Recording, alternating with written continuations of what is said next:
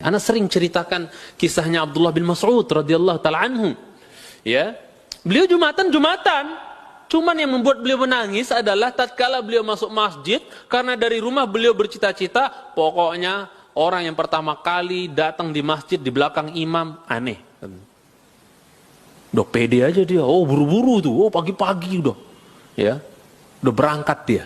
Mencintai karena Allah Subhanahu wa taala. Kemana? Ke masjid. Ternyata dia udah kepedean, ya, merasa bahwa saya adalah yang pertama di belakang imam. Ya, ternyata di belakang imam sudah ada 3 orang.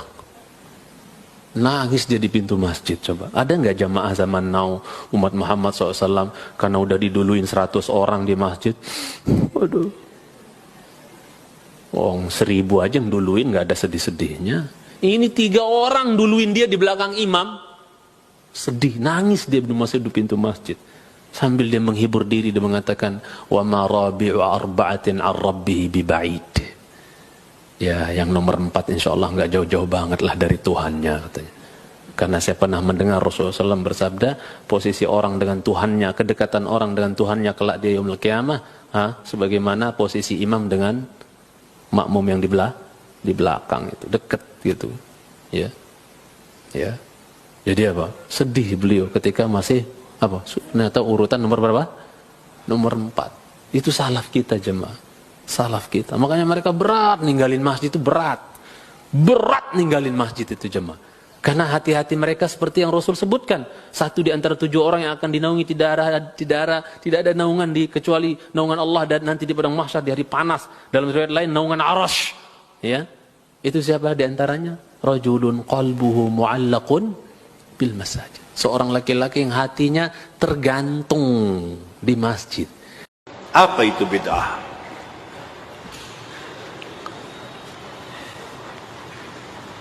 Bismillah.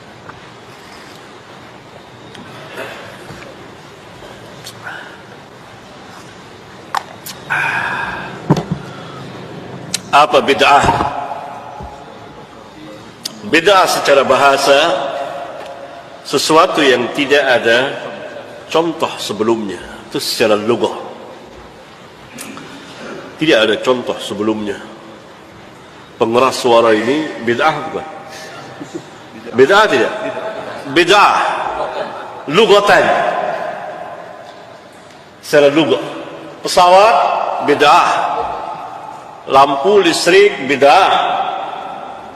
AC bid'ah lughatan. Karena memang tidak ada pada zaman Nabi sallallahu alaihi wasallam. Istilahan, secara istilah syar'iyyah, bid'ah itu adalah sesuatu yang tentunya diadakan yang baru dalam masalah din agama. Dan Nabi sallallahu alaihi wasallam sendiri yang menjelaskan apa itu bid'ah secara agama. Mana hadisnya? Iyyakum wa muhdatsatil umur fa inna kulla muhdatsatin bid'ah. Bid'ah itu pasti muhdats, sesuatu yang baru di dalam apa? Din. Karena Nabi sallallahu alaihi wasallam sebelumnya menjelaskan apa? Fa'alaikum bisunnati وَالسُّنَّةِ الْخُلَفَاءِ الرَّاشِدِينَ الْمَهْدِيِّينَ عَضُّوا عَلَيْهَا بِالنَّوَاجِزِ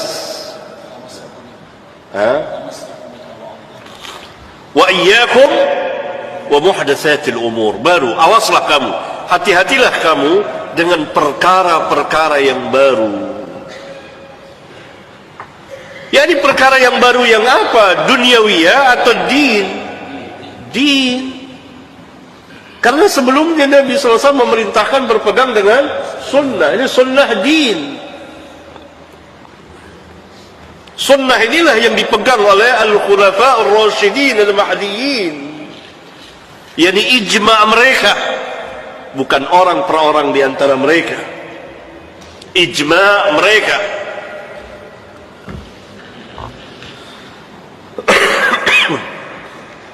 Ini din, agama. Maka ketika Nabi ketika Nabi SAW bersabda, wa iyyakum wa muhdatsatil umur, tentu muhdats dalam din, maka sangat keliru sekali. Sebagian manusia mengatakan yang kalau diterangkan ini bid'ah, maka semua bid'ah, mobil juga bid'ah, maka hendaklah antum naik ontak saja. Ini kejahilan yang termasuk kejahilan tingkat tinggi. Tidak mengerti apa itu bid'ah lughatan dan istilahan, dan apa yang dimaksud dengan bid'ah oleh Nabi yang mulia alaihi salam. Perkara yang baru, yang tentu saja berdasarkan hadis ini, dan Nabi SAW sendiri yang menjelaskan ta'rif bid'ah itu, maka dapat kita urut. Pertama, dia sesuatu yang diadakan di dalam din agama, bukan duniawiyah. Din agama dibuat, diciptakan oleh manusia di dalam agama, yang maknanya di dalam agama apa? Mengatasnamakan agama.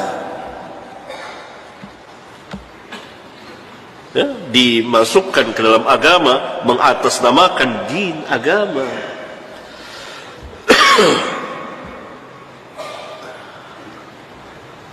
Oleh karena itu, yang tidak masuk dalam bagian agama tidak masuk ke dalam bid'ah, tapi bisa masuk ke dalam maksiat. Zina bid'ah atau maksiat? Maksiat. Mana ada yang bilang zina itu bid'ah? Tapi kalau zina itu sudah dimasukkan ke dalam bagian agama, maka selain dia maksiat, dia juga bid'ah. Contohnya apa? Nikah mut'ah. Barakallahu fikum. Zina maksiat besar, dosa besar.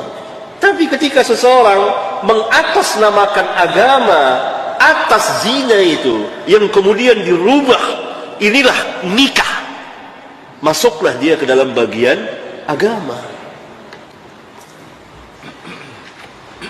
Musik maksiat tidak? Maksiat. Bid'ah bukan musik? Maksiat. Tapi kalau musik itu dijadikan untuk takarrum, mendekatkan diri kepada Allah, mengatasnamakan Islam, maka jadilah dia maksiat plus bid'ah. Paham kaidah itu? Lihat bid'ah itu, pengatasnamaan din, dimasukkan orang ke dalam agama, semuanya atas nama agama. Ini yang pertama.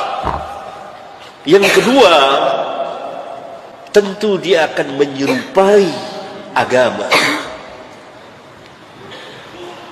Yang ketiga, dalam rangka apa? Takarrub,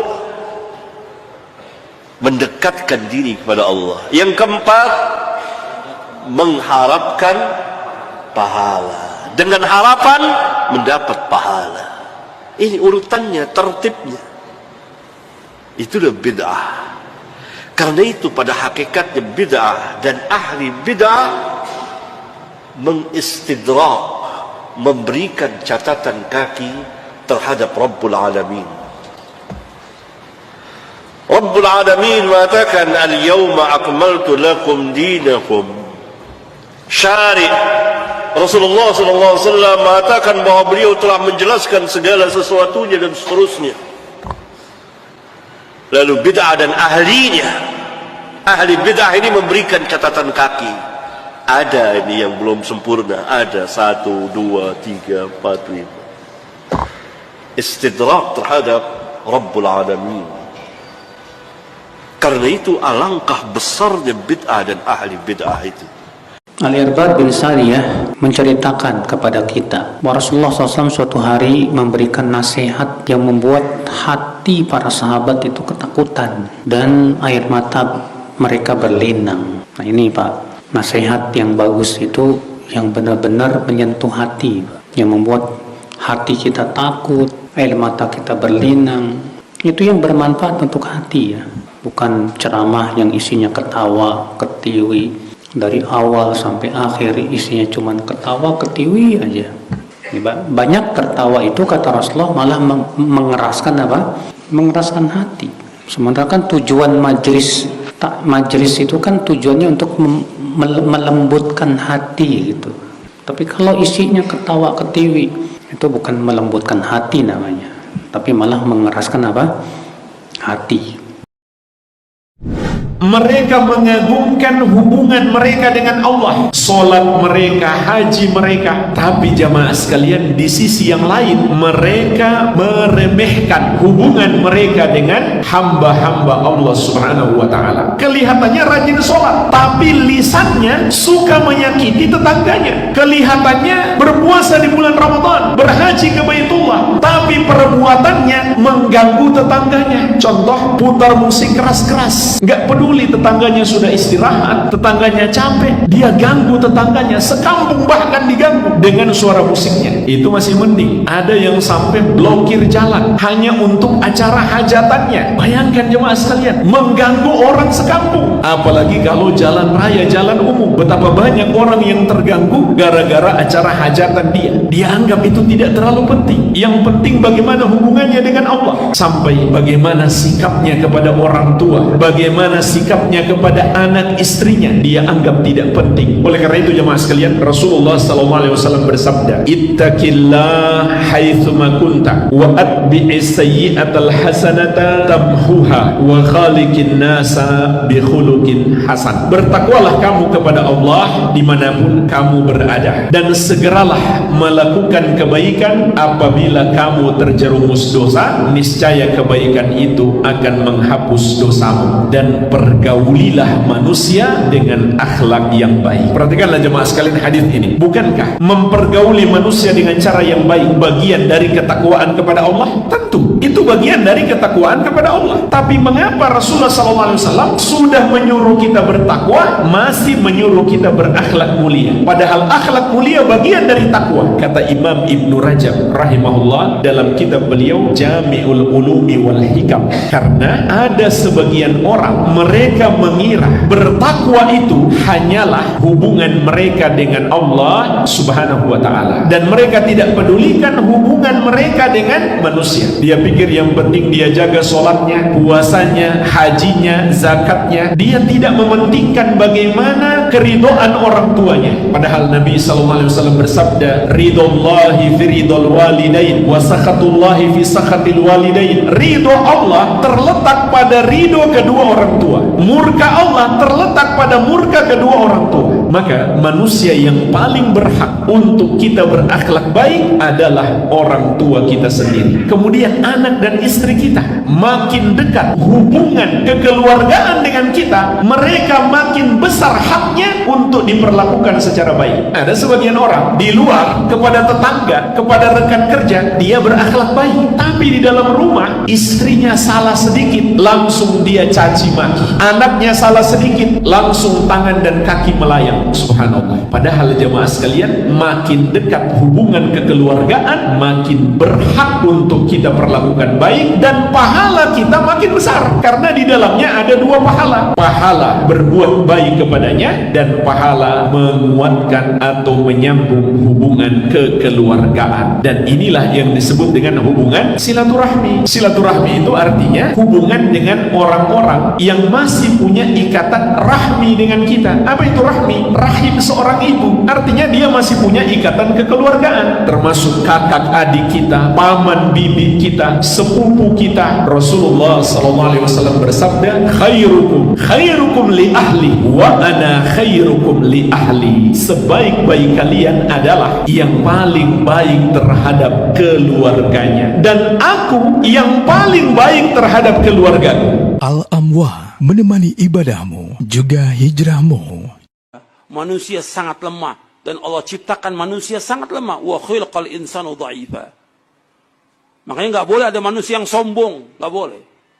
Kita ini sangat lemah, dan Allah menciptakan kita semuanya dari air mani yang hina. Dari air mani yang hina. Mimma'im mahin, Allah sebutkan dalam Al-Quran, dari air mani yang hina. Kita ini nggak punya apa-apa, nggak punya kekuatan apa-apa. Kita sangat lemah. Makanya kita minta tolong kepada Allah agar Allah menolong kita untuk selalu ingat kepada Allah. Karena manusia banyak yang lupa kepada Allah Ta'ala. Ingat kepada Allah. Dan berzikir terus kepada Allah Ta'ala. Termasuk antum jangan lupa untuk selalu berzikir setiap waktu. Apakah baca subhanallah walhamdulillah wala ilaha illallah Allahu akbar la haula wala quwwata dalam setiap keadaan. Bersalawat kepada Rasulullah sallallahu alaihi wasallam. Apakah memutuskan silaturahim dengan teman itu berdosa? Silaturahim hanya orang yang punya hubungan kerabat. Dari tadi saya tanya, sudah ngerti? Ya. Teman gak ada hubungannya. Dan jangan pakai istilah silaturahim dengan teman.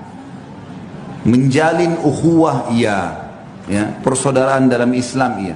Rahim beda. Rahim itu artinya orang yang punya hubungan darah atau kerabat. Ya, sebagaimana sudah saya jelaskan tadi. Kalau memutus hubungan sama teman, kita punya hak untuk itu. Lihat kondisinya. Misal teman ini kita tahu jauh dari agama, lalu kita memutus sama dia, nggak ada masalah. Beda dengan rahim. Kalau orang yang punya hubungan kerabat, nggak boleh kita putus dia. Boleh jaga jarak. Tadi sudah berapa kali saya ulangi. Tapi kalau teman hak kita, nggak ada masalah. Kita menganggap teman kita ini berbahaya, kita putus. Karena memang dalam Islam kita dianjurkan mencari teman yang baik ya. Sebagaimana sabda Nabi SAW, Al-maru ala dini khalili. Seseorang sesuai dengan agama temannya ya. Kalau temannya baik dia baik, kalau temannya buruk maka akan buruk ya. Seorang hamba yang sungguhnya adalah hamba yang selalu taat tatkala disuruh oleh penciptanya, yang mengedepankan kehendak penciptanya daripada hawa nafsunya. Dialah hamba yang sesungguhnya.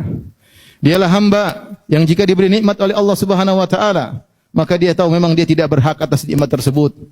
Dia merasa nikmat tersebut bukan karena dia beribadah kepada Allah Subhanahu wa taala, bukan karena kebaikan yang dia lakukan, beramal saleh bukan, tapi dia tahu bahwasanya itu semata-mata karunia Allah Subhanahu wa taala. Seorang hamba yang sungguhnya, jika dia ditimpa dengan musibah, dengan perkara-perkara yang dia tidak sukai, dia yakin bahwasanya Tuhannya, dia yakin bahwasanya penciptanya sayang kepadanya, dan penciptanya mempunyai hikmah yang mungkin dia tidak bisa pahami, maka dia terima takdir keputusan Tuhannya dengan lapang dada. Dialah hamba yang sesungguhnya. Seorang hamba yang sungguhnya adalah seorang hamba yang hanya menundukkan hatinya kepada penciptanya. Dia tidak menundukkan hatinya kepada makhluk. Dia tahu semua makhluk statusnya sama dengan dia. Yang berhak ditundukkan hatinya kepadanya hanya Rabbul Alamin. Maka dia tidak akan berharap pujian manusia, dan ketika dia beribadah hanya mengharap pujian Allah Subhanahu wa taala, pujian sang penciptanya. Semoga Allah Subhanahu wa taala menjadikan kita hamba-hamba Allah yang terbaik, yang bisa mewujudkan perintah-perintah Allah Subhanahu wa taala. Kalau sempatkan waktu untuk membaca sifat-sifat ibadur Rahman, itu di antara sifat-sifat hamba-hamba Allah yang sesungguhnya yang Allah abadikan dalam surat Al-Furqan, di akhir surat Al-Furqan. Hari ini hari Jumat.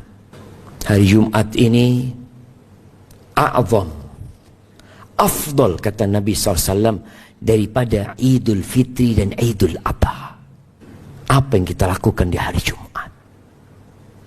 Berapa kali kita bersalawat buat Nabi alaihi salatu wassalam. Sebagian tidak mengagungkan Jumatan, datang telat dan tidak merasa itu musibah buat dia.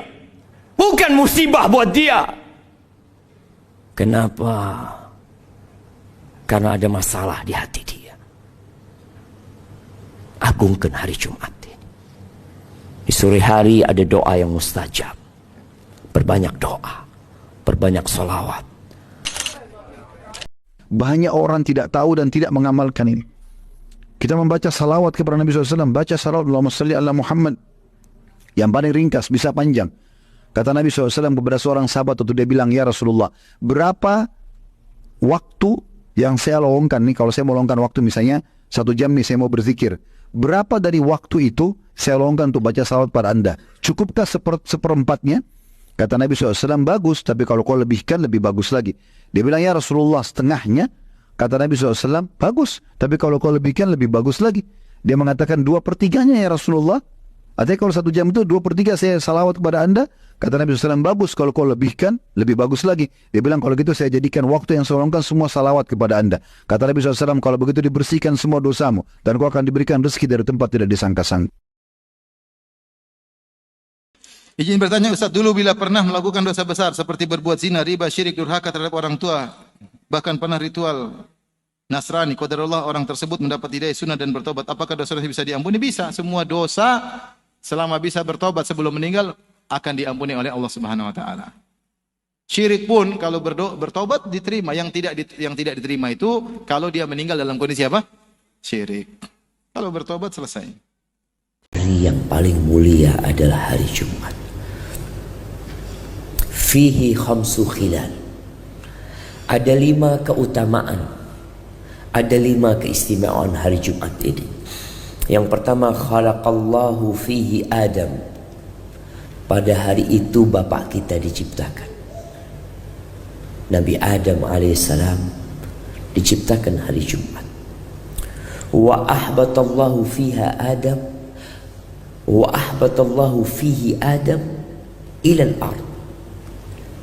Diciptakan, diletakkan di surga pada hari Jumat dan diturunkan ke bumi ini hari Jumat. Wa fihi tawaffallahu Adam. Dan Allah mematikan Nabi Adam pada hari Jumat. Tinggal 2 lagi. Apa kata Nabi SAW? Wa fihi sa'atun la yas'alullaha fiha al-'abdu syai'an illa a'tah.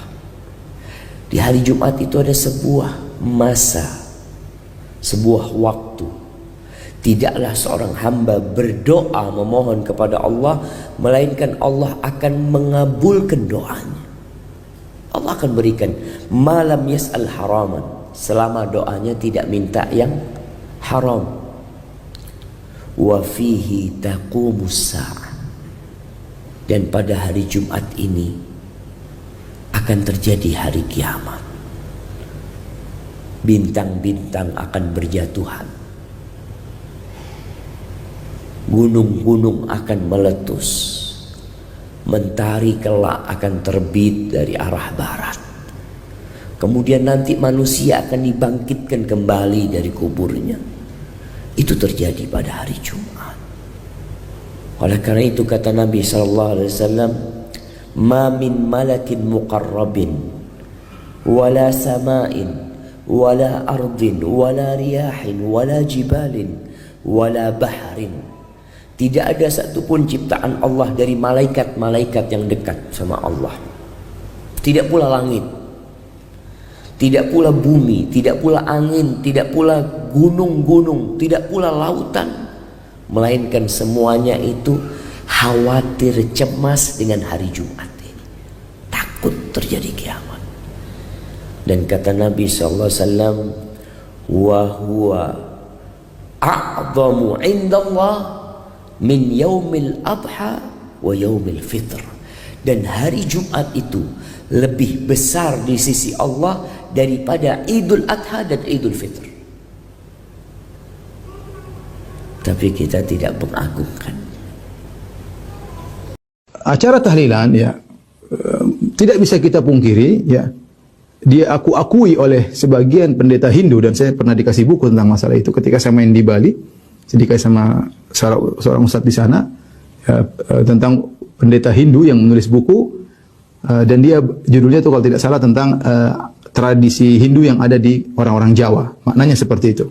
Dia bangga, dia mengatakan lihat orang-orang Jawa mengadakan acara ya tahlilan, maksudnya hari ketiga, hari ke-7, hari ke-40, hari ke-100, hari 1000. Itu mereka ambil dari kita. Artinya dia berbangga bahwasanya ada tradisi Hindu yang masih berjalan di kalangan kaum muslimin, di kalangan orang-orang Jawa. Maka ini suatu hal yang tidak bisa kita pungkiri bahwasanya melakukan acara. Kenapa harus hari ketiga? Kenapa enggak hari ke-4? Coba.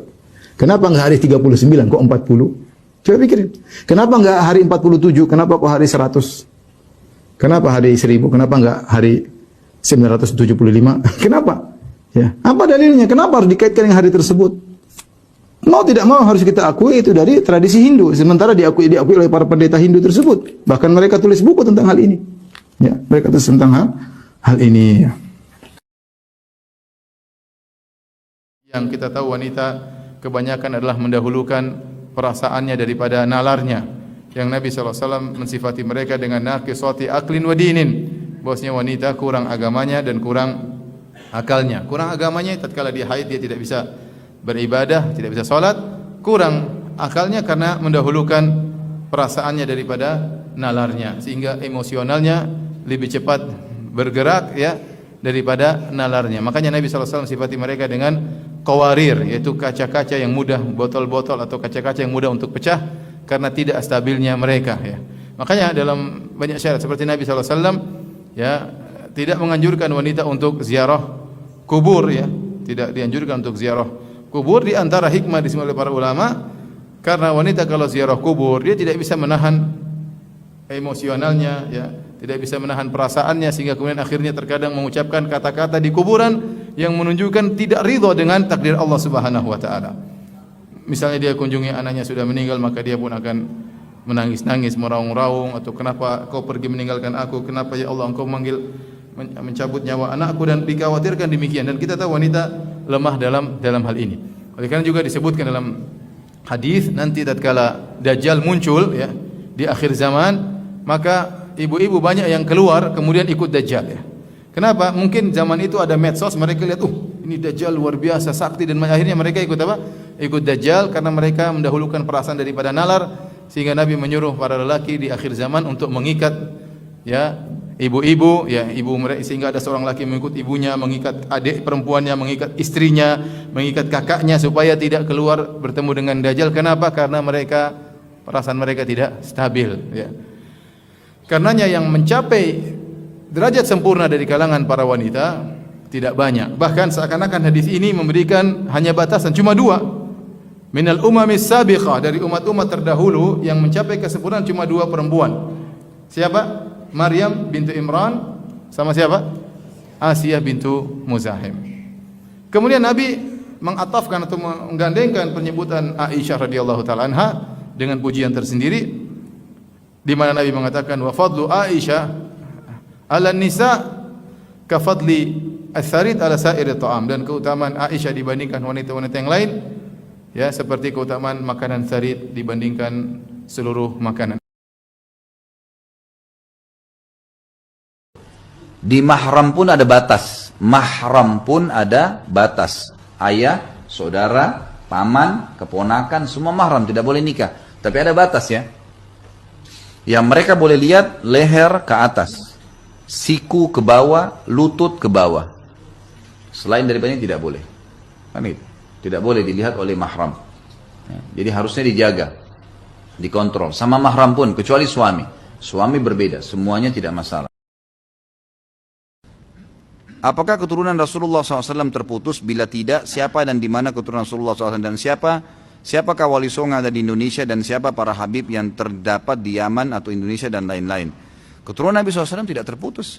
Ada keturunan Nabi SAW, dan kita selalu membaca di dalam tahiyat kita kan, Allahumma salli ala Muhammadin wa ala ali Muhammad. Kata-kata wa ala ali Muhammad itu berarti keluarganya Nabi SAW, istri-istrinya, anak-anaknya, tidak terputus itu. Ada riwayat lain juga sanadnya hasan, diriwayatkan oleh Imam Ahmad, bunyinya Allahumma salli ala Muhammadin wa azwajihi wa dzurriyyatihi. Ya Allah, berikanlah salam dan salawat kepada Nabi SAW dan istri-istrinya juga keturunannya. Jadi keturunan Nabi tidak terputus, memang ada. Hadis tentang Imam Mahdi yang akan keluar di akhir zaman, kata Nabi SAW, akan keluar dari keturunanku, gitu kan? Begitu. Orang yang sama dengan namaku, sama dengan poster tubuh dan paras wajahku. Kata sebagian ulama hadis dari turunan Hasan radhiyallahu anhu. Sama mukanya Nabi, sama kulitnya, sama namanya Muhammad bin Abdullah, tapi tidak sama dengan akhlakku. Karena mungkin tidak mungkin sama dengan akhlak Nabi SAW. Yang akan keluar dari Madinah, lalu ke Mekah dan dibaiat oleh 300 orang, kemudian dia menuju ke negeri Syam sampai di masjid yang terkenal dengan Menara Putih, Masjid Menara Putih. Di sana dia mau sholat asar, kemudian turunlah Isa alaihissalam dan menjadi makmum ya, kepada dia, lalu kemudian bersama-sama ke Palestina. Tentu ini riwayatnya panjang, saya ringkaskan. Tapi di sini ada perkataan Nabi SAW yang mengatakan akan keluar dari keturunanku. Jelas ada keturunan Nabi SAW, gitu kan? Jadi ini tidak mungkin terputus kalau yang saya tahu.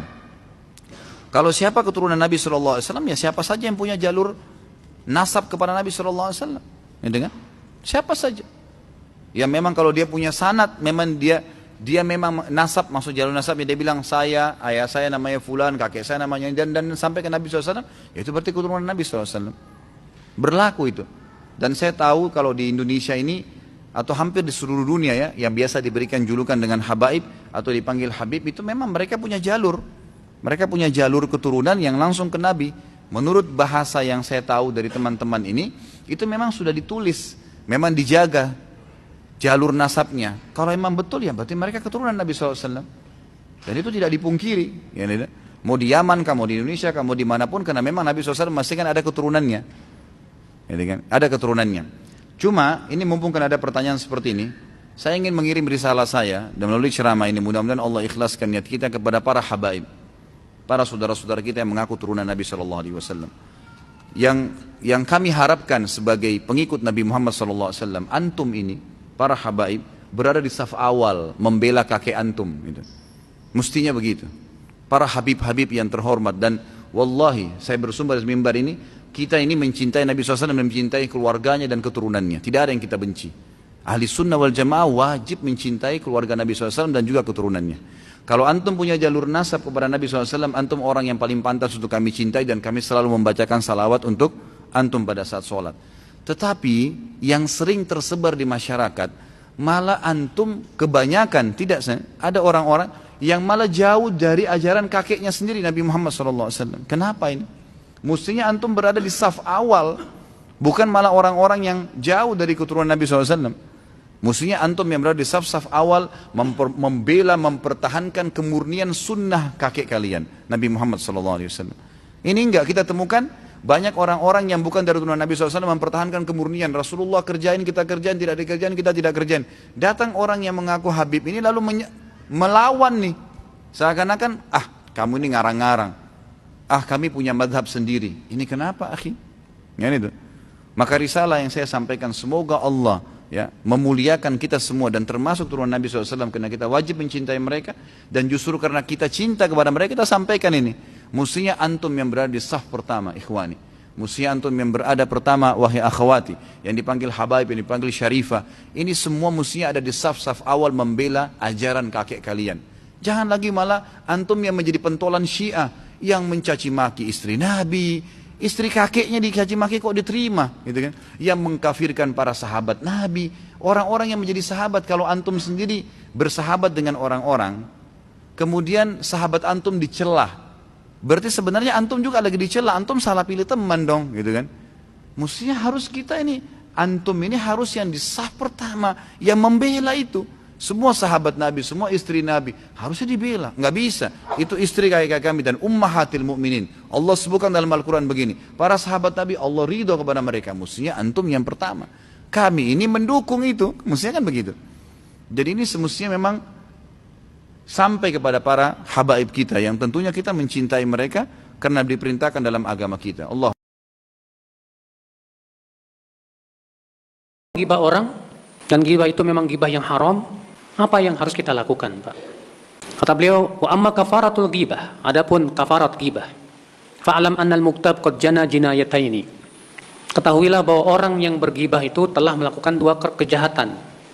Ihdahuma, kejahatan yang pertama ala haqqillah, terhadap hak Allah. Iz fa'ala ma nahahu anhu, karena ia telah melakukan larangan Allah. Fa kafaratu dzalika taubah wan nadam. Maka kafaratnya adalah dengan cara bertaubat kepada Allah dan menyesal. Taubat dan menyesal. Wal jinayatu tsaniyah, kejahatan yang kedua apa? Ala maharimil makhluk, yaitu merusak kehormatan orang lain.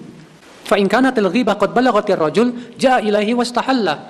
Kalau gibah dia ini sampai kepada yang digibah, sampai, wajib dia minta maaf, minta dihalalkan. Kalau tidak sampai, ya udah cukup taubat kepada Allah saja. Sebab kalau nggak sampai malah disampaikan, tambah marah dia, Pak, gimana Pak? Malah akhirnya dia menimbulkan mudarat yang lebih besar. Intinya ya. Jadi kalau gibahnya itu sampai, gibah kita itu sampai ke dia yang kita gibah, maka kafaratnya adalah selain taubat dan menyesal, maka dia harus minta maaf. Tapi kalau gibah kita nggak sampai, maka cukup taubat kepada Allah saja ya, dan menyesali perbuatan tersebut. Iya. Hati-hati, jangan minum air sudah airnya dari kulkas, ya, airnya banyak, dingin banget, dihabisin sekaligus. Anda akan sakit, liver Anda akan lemah, esoknya Anda sudah lemes. Makanya Nabi bersabda dalam hadits diriwayatkan Suyuti dengan sanad yang sahih, "Massu al-ma' masson wa la ta'ubbul ma'abban fa inal kibat liman ya'ubbul ma'abban." Ya, minumlah air perlahan-lahan, jangan sekaligus. Karena orang yang kena penyakit liver itu karena minum air sekaligus. Kita puasa dari sahur sampai buka, katakan 12 jam, 14 jam, tubuh kita panas. Ketika sedang panas-panasnya, jangan langsung minum air. Dinginkan dulu, makanya dikit-dikit aja. Ya, panas yang terlalu kuat langsung didinginkan, akhirnya apa? Rusak liver. Ya, makanya ajib. Ketika permisi disebutkan Muqayyim, selepas olahraga jangan langsung minum. Selepas hubungan intim jangan langsung minum. Itu panas semua tubuh. Selepas puasa jangan langsung minum. Kalaupun minum nggak dapat kurma, dikit-dikit hasa-hasawatin min ma. Nggak usah nafsu, minum. Kolok. Masukin.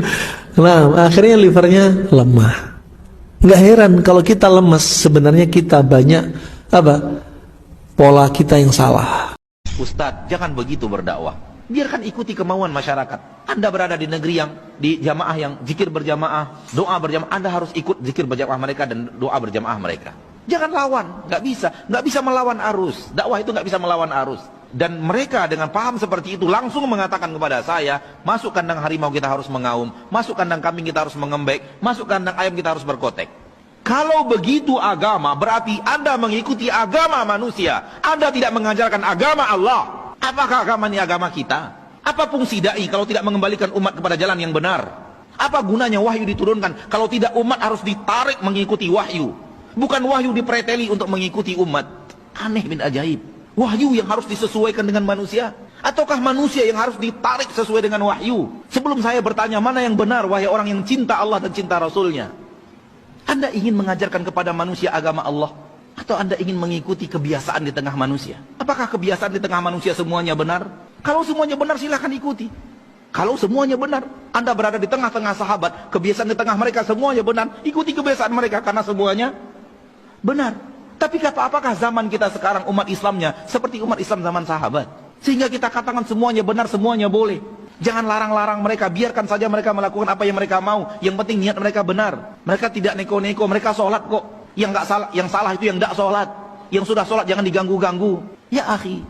Bagi para wanita, ketahuilah setan itu nggak pernah tidur siang. Setan itu tidak pernah istirahat menggoda. Dia terus membisikkan kepadamu untuk pisah, untuk cerai. Engkau berpikir dengan bercerai hidupmu akan lebih nyaman. Dibohong-bohongin engkau.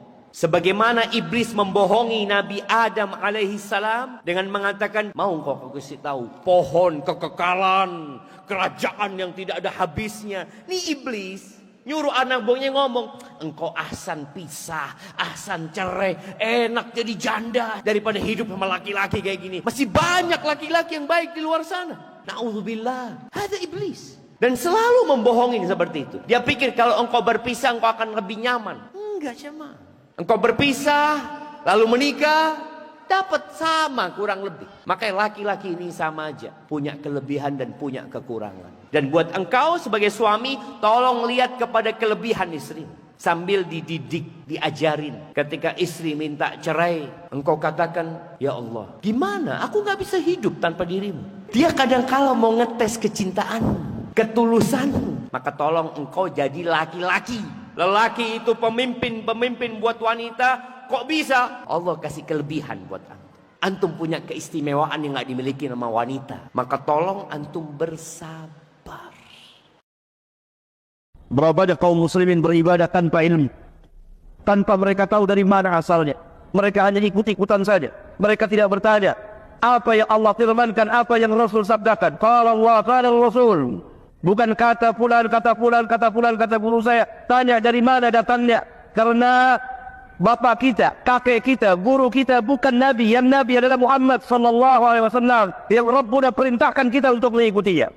Tanya dan tanya, dari mana? Apa Nabi kami, apa Nabi kita bersabda demikian? Apa Nabi kita perintahkan kita seperti ini? Ya ayyuhalladzina amanu atii'u Allah wa atii'ur Rasul. Berulang kali Allah Subhanahu wa taala perintahkan kita untuk taat kepada Allah dan taat kepada Rasul. Atii'u Allah, atii'ur Rasul. Wa ma atakumur Rasul fakhuduhu wa ma nahakum anhu fantahu. Apa yang Rasul berikan ambil, apa yang Rasul larang jauhi. Ya ayyuhalladzina amanu la tuqaddimu baina yadayi Allahi wa rasulihi. Wahai orang-orang yang beriman, janganlah kamu mendahului Allah dan Rasulnya. Jangan kamu menetapkan sesuatu sebelum Allah dan Rasulnya. Ya ayyuhalladzina amanu istajibu lillahi wa lirrasul idza da'akum lima yuhyikum. Wahai orang-orang yang beriman, ijabahkanlah panggilan bagi Allah dan Rasulnya apabila Rasul memanggil kamu untuk menghidupkan hati-hati kamu. Banyak berpuluh ayat Al-Quran. Adakah fungsi lain azan selain untuk menunjukkan waktu sholat, dan bagaimana hukum menggunakan azan saat bayi baru lahir, saat di liang lahat di telinga mayit? Yang saya tahu adalah azan sholat. Ya. Ada beberapa athar yang masih perlu ditelusuri, adalah pada saat perang berkecamuk dan pada saat kebakaran terjadi. Itu ada riwayat tapi perlu ditelusurin kembali. Tapi yang pasti masalah sholat. Kalau masalah bayi, ini khilaf di antara ulama masalah azan. Kalau kita mau lihat pendapat para imam yang 4, ya, itu rata-rata membolehkannya. Rata-rata membolehkan, termasuk Ibnu Qayyim rahimahullah membolehkan. Syekh Albani sekarang datang menilai hadis ini dan meneliti mengatakan hadis ini lemah, gitu kan. Tetapi ini subhanallah khilaf di antara ulama. Ya, khilaf di antara ulama, kita tidak boleh menyalahkan satu sama yang lain. Ya, ini yang ada di dalam riwayat. Tapi kalau azan di telinga mayit ini nggak pernah ada. Ini betul-betul nggak ada sama sekali riwayatnya. Silakan yang mengerjakan bisa mencari. Gak akan temukan hadis. Kalau ada sahabat mati, Nabi suruh azankan kupingnya. Gak pernah ini. Bahkan agak unik ini. Saya pernah lihat, bukan cuma di kuping, dia berdiri juga azan seperti mau sholat. Saya pernah hadir di satu pemakaman, tapi waktu itu saya orang asing, saya datang, saya cuma lewat saja. Dan orang-orang situ saya lihat lagi kumpul semua, kemudian disuruh turun anaknya. Lalu kain kafannya dibuka, suruh azan, tempel di kupingnya. Allah mengatakan, innaka la tusmi' man fil kubur. Kau tidak akan pernah bisa memperdengarkan siapapun yang di kuburan. Kuburan pun tidak bisa dengar kamu. Al-Quran mengatakan itu. Makanya tidak sesuai dengan sunnah Nabi SAW. Seharusnya ditinggalkan, ya, ditinggalkan. Kalau ada juga yang ngotot mau kerjain, silakan, haknya. Jangan lagi bilang Khalid Basalamah ini aliran lain. Ya. Ini penjelasan hadis Rasulullah SAW. Orang yang berakal terima kalau ada kebenaran, tanpa lihat siapa yang mengucapkan. Apakah hukumnya meletakkan tangan di telinga saat menggunakan adzan, menggunakan tangan kanan dan kiri atau keduanya? Sunnah Nabi itu, betul pertanyaan ini. Jazakallah khair. Jadi memang sunnah Nabi SAW meletakkan. Dalam hadis sahih disebutkan, kalau muadzin disunnahkan meletakkan tangan jari telunjuknya di dalam kuping dan yang lainnya memegang kupingnya. Dan ini dikerjakan oleh Bilal juga radhiyallahu anhu pada saat sedang azan. Kemudian juga menggoyang-goyangkan kepala ke kanan dan ke kiri, ini sunnah Nabi SAW, terutama pada saat mengucapkan hayya 'alas salah dan hayya 'alal falah. Saya pernah mendengar seorang ustaz menyampaikan hadis Nabi yang memerintahkan menjawab azan sesuai dengan yang dikumandangkan muadzin. Apakah benar ketika muadzin mengumandangkan hayya 'alas salah, hayya 'alal falah, kita menjawab dengan la haula wala quwata illa billah? Benar, ada hadis Nabi berbunyi, hadisnya begini, hadis sahih lewat ahli sunan. Kalau kalian mendengarkan muadzin, ucapkanlah seperti yang diucapkan oleh muadzin, ya. Kemudian kecuali kata Nabi SAW di dalam hayya 'alas salah hayya 'alal falah, ucapkanlah la haula wala quwata illa billah. Adakah batasan harakat ketika mengumandangkan azan? Tentu tidak ada setahu saya, ya. Tetapi jangan terlalu berlebihan. Seperti lafzul jalalah, Allah, jangan terlalu panjang, ya. Diucapkan Allahu Akbar, itu jauh lebih sesuai dengan haknya. Karena tidak mungkin, kata ulama, nama Allah dipanjangkan berlebihan. Ada orang selalu panjang nama Allah, maka ini bisa saja melampaui batas. Itu yang dijaga. Selebihnya diucapkan, tidak ada masalah panjang pendeknya. Ini orang borong semua pertanyaan. 1 lembar 6 pertanyaan, Masya Allah. Ketika sholat Jumat azan dikumandangkan 2 kali. Azan pertama dikumandangkan seperti biasa, azan kedua dikumandangkan dengan lebih cepat dari pertama. Apa hukumnya? Ini sebenarnya perilakunya Utsman bin Affan radhiyallahu anhu, dan kita sudah ceritakan di serial beliau. Ya, di episode ketiga sahabat kita pernah kita jelaskan. Jadi di zaman Nabi SAW azan cuma sekali Jumat. Abu Bakar sekali, Umar sekali, Ali sekali, Khulafaur Rasyidin, kecuali Utsman. Utsman bin Affan radhiyallahu anhu berijtihad waktu itu mengumandangkan azan 2 kali, tetapi jarak antara azan pertama sama azan kedua itu ukuran 50 ayat. Kalau kita sekarang 45 menit, ya, sampai hampir sejam. Tujuannya adalah waktu itu penduduk Madinah sudah sampai di Wadi Aqiq, sekitar 7 km dari Masjid Nabawi, jauh. Orang dulu azan, tidak ada pengeras suara, nggak kedengaran. Maka Utsman bin Affan meletakkan beberapa muadzin mengeraskan suara sebagai isyarat Jumat sudah dekat. Gitu kan? Dan tidak ada sahabat yang memungkiri beliau pada saat itu. Kalaupun sekarang ada umat Islam yang mau terapkan ini, minimal dia ikuti perilakunya Utsman. Jangan azan, khatib naik, azan lagi. Kan gitu. Tidak sesuai dengan contoh Utsman bin Affan. Mesti dikasih jarak mengingatkan. Atau kembali kepada sunnah Nabi SAW yang sebenarnya adalah azan sekali saja. Jangan pernah lepas dari majelis ilmu. Kalau kita bergaul dengan orang-orang yang kerjaannya cuma dunia melulu, terbawa kita, terperosok kita, hanyut kita. Maka seorang muslim dan muslimah harus memiliki bagian dari waktunya untuk menyirami hatinya, menyirami imannya. Jangankan kita, para sahabat saja, sahabat manusia-manusia pilihan Allah Subhanahu wa Ta'ala, itu mereka akui sendiri itu. Itu mereka tuh para sahabat, sebagaimana yang diceritakan oleh Hamdalah radhiyallahu ta'ala.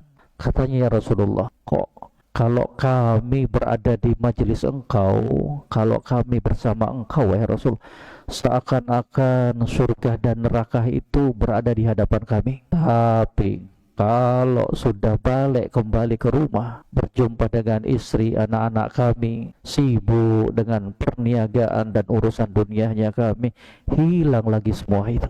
Itu siapa? Sahabat Nabi Sallallahu Alaihi Wasallam. Apalagi kita di zaman ini, jamaah sekalian. Itu pesan untuk semuanya, jangan pernah lepas dari majelis ilmu. Lawan kemalasannya kita itu. Kisah nyata di Jawa terjadi.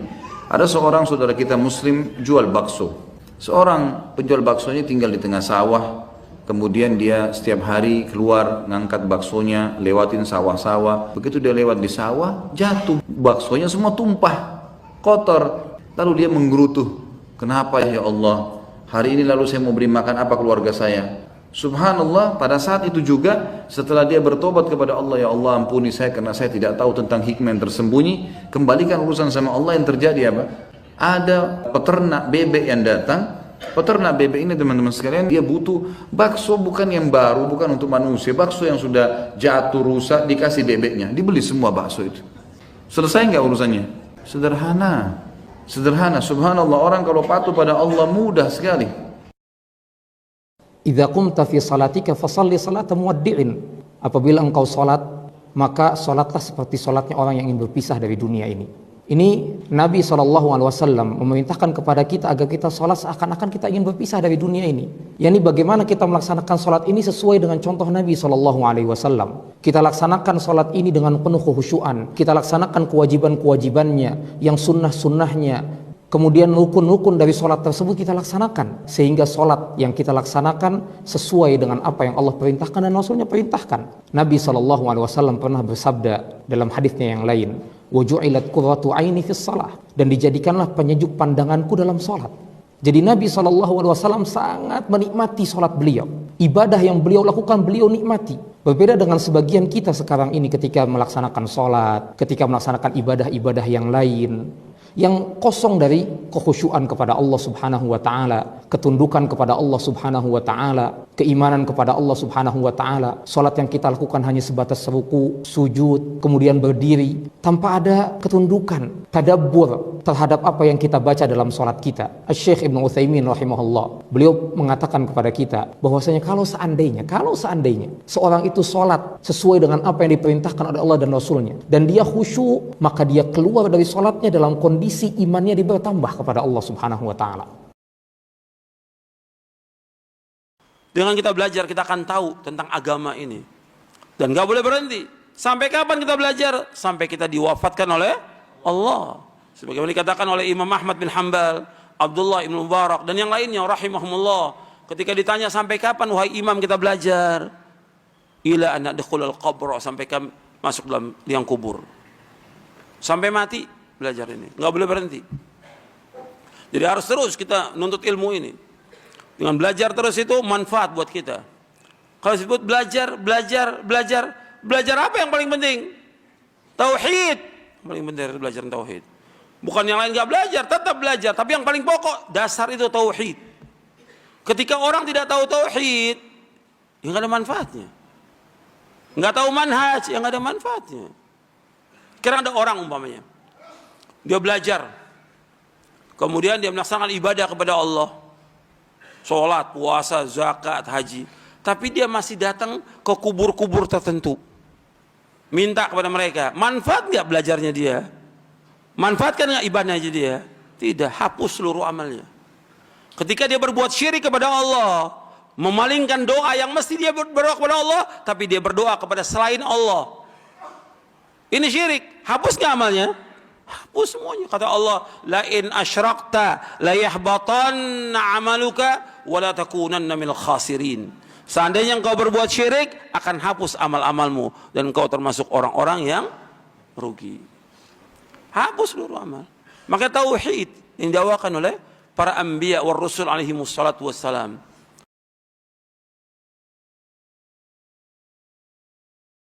Nabi-nabi dan rasul-rasul alaihi wassalatu wassalam dimusuhi oleh umatnya karena nabi-nabi mendakwakan dakwah apa? Dakwah tauhid, bukan dakwah politik, bukan dakwah ekonomi, bukan. Semua nabi, semua rasul mendakwakan dakwah tauhid, sehingga dimusuhi oleh umatnya karena menegakkan dakwah yang hak ini. Mereka katakan apa? Mereka katakan, ini kami menyembah, beribadah kepada kubur, pohon, batu. Kata mereka apa?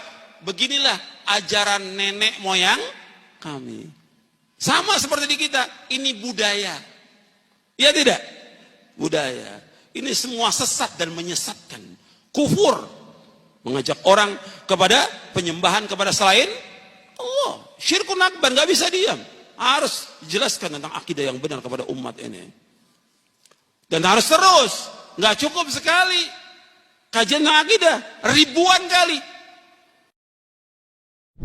Misi utama diutusnya seluruh nabi dan rasul alaihi wassalatu wassalam. Walaqad ba'atsna fi kulli ummatin rasulan an ibudullaha wajtanibut tagut. Dan sungguh kami telah mengutus pada setiap umat itu seorang rasul. Setiap rasul menyerukan kepada kaumnya, sembahlah Allah dan jauhilah tagut, jauhilah semua yang disembah selain Allah Subhanahu wa taala. Jamaah sekalian, inilah ajaran seluruh nabi dan rasul alaihi wassalatu wassalam. Ajaran mereka bukan sekedar mengajak manusia menyembah Allah, tapi juga melarang peribadahan kepada selain Allah. Dan kalau sekedar mengajak manusia menyembah Allah, jika kita baca dalam catatan sejarah, niscaya tidak ada nabi dan rasul yang akan dimusuhi oleh kaumnya. Tetapi karena nabi dan rasul ini juga melarang dan menyalahkan dan menjelek-jelekkan perbuatan menyembah kepada selain Allah, ini yang membuat banyak orang tersinggung dan memusuhi para nabi dan rasul. Kita bisa baca dengan mudahnya dalam catatan-catatan sejarah, dalam Al-Quran dan hadis, bahkan sangat jelas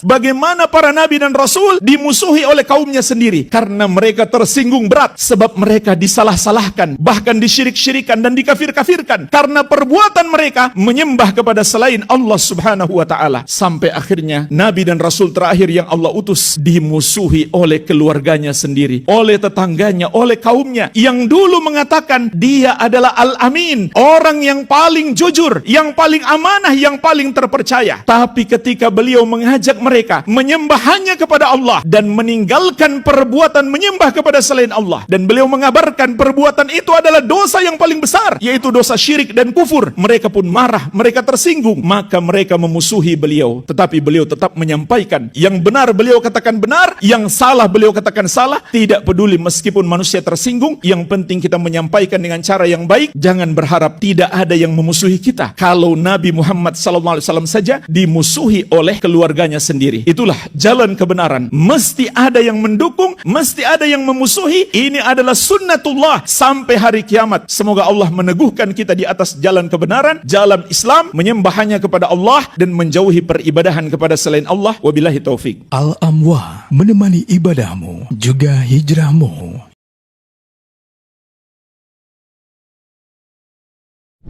Hubbul batil wa ahlihi, mencintai kebatilan dan para pengikut kebatilan tersebut. Wa bughdul haqqi wa ahlihi, dan sebaliknya membenci kebenaran dan para pengikut kebenaran tersebut. Wa hadhihi sifatul munafiqin, dan ini adalah sifatnya orang-orang munafik. Jemaah sekalian, mencintai kebatilan itu hukumnya tergantung jenis kebatilannya. Kalau itu adalah kekufuran dan kesyirikan, maka mencintainya juga sampai pada tingkat kekufuran dan kesyirikan. Karena kalau dia cinta berarti dia meridhoi dan menyetujui. Para ulama Islam mengatakan ar-ridho bil kufri kufrun, meridhoi kekafiran adalah kekafiran. Bahkan disepakati oleh ulama Islam, tidak ada perbedaan pendapat. Orang yang meridhoi, menyetujui agama-agama selain Islam, maka mereka keluar dari Islam. Adapun jika yang dicintai itu adalah perbuatan-perbuatan maksiat yang belum sampai tingkat kekufuran dan kesyirikan, maka itu adalah perbuatan dosa, tapi belum sampai tingkat kekufuran dan kesyirikan. Kecuali ada sebab-sebab lain seperti menghalalkan yang haram. Contoh zina. Perbuatan zina adalah dosa besar, tapi bukan kekufuran dan kesyirikan. Namun menghalalkan zina adalah kekufuran. Jadi bedakan antara dua hal ini. Orang yang berzina, dia telah melakukan dosa yang sangat besar, tapi kita nggak bisa mengatakan dia kafir. Biarpun dia tidak berzina, tapi dia mengatakan zina halal, maka dia kafir, murtad, keluar dari Islam. Adapun mencintai para pelaku dosa, kalau pelaku dosa itu adalah orang-orang musyrik atau orang kafir, maka mencintai mereka ada dua tingkatan. Tingkatan yang pertama sampai pada kekufuran. Apabila seseorang mencintai orang kafir karena membenarkan agama mereka, atau menyetujui dan mencintai ajaran-ajaran mereka, atau sebaliknya karena dia membenci Islam, maka dia menjadi kafir seperti mereka. Yang kedua, mencintai orang kafir karena dunia atau bahkan karena maksiat, maka minimalnya itu adalah dosa besar. Contoh, mencintai artis Korea yang kafir maksudnya. Begitu pula mencintai pemain bola yang kafir, bukan karena menyetujui agama mereka, hanya karena perannya di film atau kepintarannya main bola, maka ini adalah dosa besar. Dan Rasulullah SAW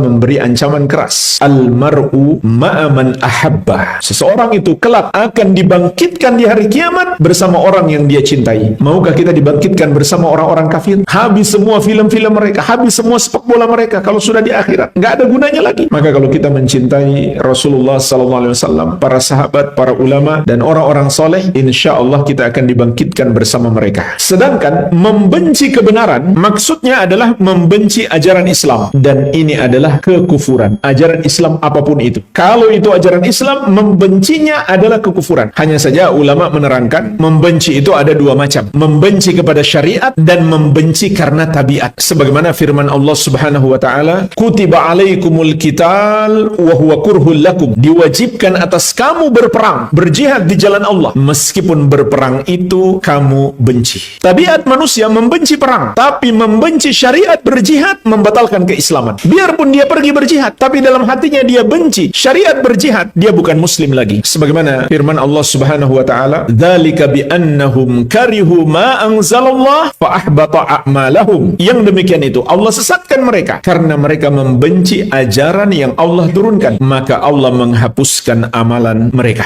Adapun membenci para pengikut kebenaran, ini juga ada rincian. Kalau yang dia benci adalah para nabi dan rasul alaihi wassalatu wassalam, maka dia kafir, murtad, keluar dari Islam. Membenci satu orang nabi adalah kekafiran. Kenapa? Karena beriman kepada para nabi dan rasul termasuk rukun iman, dan iman itu adalah cinta dan pengagungan. Maka beriman kepada para nabi dan rasul berarti kita mencintai dan mengagungkan mereka, memuliakan mereka. Oleh karena itu, membenci atau merendahkan salah satu nabi dan rasul, sepakat ulama, termasuk pembatal keislaman. Biarpun bukan Nabi Muhammad SAW, apalagi beliau. Kemudian, jika yang dia benci adalah para sahabat Nabi Muhammad SAW, ini juga termasuk kekafiran. Dan ulama dahulu mengkafirkan Syiah karena sebab ini. Imam Malik rahimahullah berdalil dengan firman Allah Subhanahu wa taala tentang para sahabat dalam Al-Qur'an, liyaghidha bihimul kuffar. Allah jadikan para sahabat itu agar orang-orang kafir membenci mereka. Oleh karena itu, para ulama Islam mengkafirkan orang-orang Syiah, di antara sebabnya karena mereka membenci para sahabat Nabi Muhammad SAW. Jadi membenci para sahabat Nabi SAW adalah kekafiran. Terlebih lagi dia sudah membaca ayat-ayat dan hadis tentang cinta Allah dan Rasulnya kepada para sahabat. Berarti sengaja dia menentang Allah dan Rasulnya kalau dia membenci para sahabat. Kemudian yang ketiga, membenci orang-orang soleh yang datang setelah para sahabat. Maka di sini ada perincian. Kalau yang dibenci adalah amalan mereka atau ajaran Islam yang mereka ajarkan, maka ini kembali kepada kebencian terhadap kebenaran, kebencian terhadap Islam. Ini pembatal keislaman. Tapi kalau yang dibenci hanyalah pribadi orang soleh tersebut, maka ini adalah dosa besar, namun belum sampai membatalkan keislaman. Dan Allah mengumumkan perang terhadap pelakunya. Man adali waliyan faqad adzantuhu bil harb. Barang siapa memusuhi waliku, aku umumkan perang terhadapnya. Ini jamaah sekalian rincian. Mencintai kebatilan dan pengikutnya, membenci kebenaran dan pengikutnya. Ada yang sampai tingkat kekufuran, ada yang dosa besar. Al-Amwah menemani ibadahmu juga hijrahmu.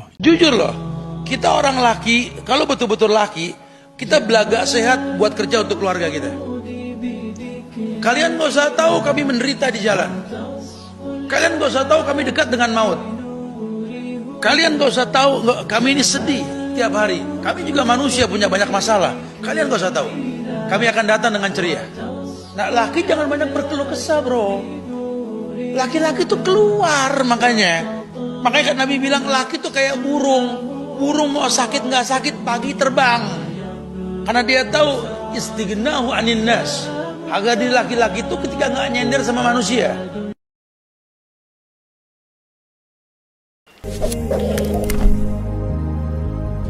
Sallallahu alaihi wasallam.